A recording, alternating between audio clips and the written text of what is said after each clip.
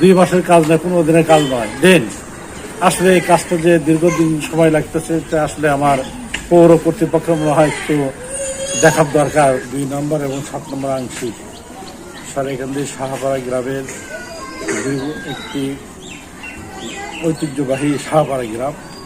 এখানে ঘনবসতি, এখানে একটি কাজ চলমান আছে। এই কাজটি দীর্ঘ সময় হলে তারা ড্রেনটি খুঁড়ে রেখে গেছে।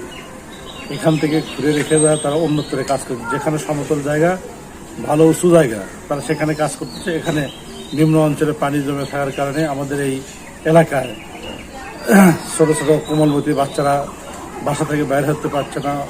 তারা শঙ্কিত কোন সময় দুর্ঘটনা ঘটে। আসলে আমি প্রশাসনের প্রতি দৃষ্টি আকর্ষণ করব, সেটা হলো কি যে একটি কাজের সীমাবদ্ধ থাকে, শিডিউলের সীমাবদ্ধতা থাকে, কতদিন যাবত এই কাজটি হবে। কিন্তু আমি আমার সারেকান্দি পৌরসভার যে পৌর কর্তৃপক্ষ আছে, আমার মনে হয় এখানে কোনো প্রকার গাফিলতি আছে। কারণ তারা হয়তো বা তদারকিটা সঠিকভাবে করতে পারতেছে না। আসলে সমস্যার কোথায় এটা আমার বোধগম্য হয় না। কারণ আমাদের প্রিয় নেতা আলহাজ কাজী রফিকুল ইসলাম সাহেব আমাদের মহান জাতীয় সংসদে দাঁড়িয়ে হিন্দু সম্প্রদায়দের নিয়ে উনি জ্বালাময় একটা বক্তব্য দিয়েছেন। আমার সারেকান্দিতে হিন্দু সম্প্রদায়ের তারা একত্রিতভাবে সংখ্যাগরিষ্ঠভাবে আমাকে ভোট দিয়ে নির্বাচিত করেছেন এবং আমি আমার এই সারেকান্দির হিন্দু ভাইদের প্রতি আমি কৃতজ্ঞ। কিন্তু মহান সংসদে দাঁড়িয়ে আমার প্রিয় নেতা আলহাজ কাজী রফিকুল ইসলাম সাহেব এভাবে বক্তব্য দিয়েছিলেন। আমরা হিন্দু সম্প্রদায়ের আশা নিয়ে তার সব বক্তব্য শুনেছেন এবং তার যে সমস্ত ওয়াদা দিয়েছিলেন আমার হিন্দু সম্প্রদায়ের ভাইয়েরা তার পক্ষে থেকে কাজ করেছেন।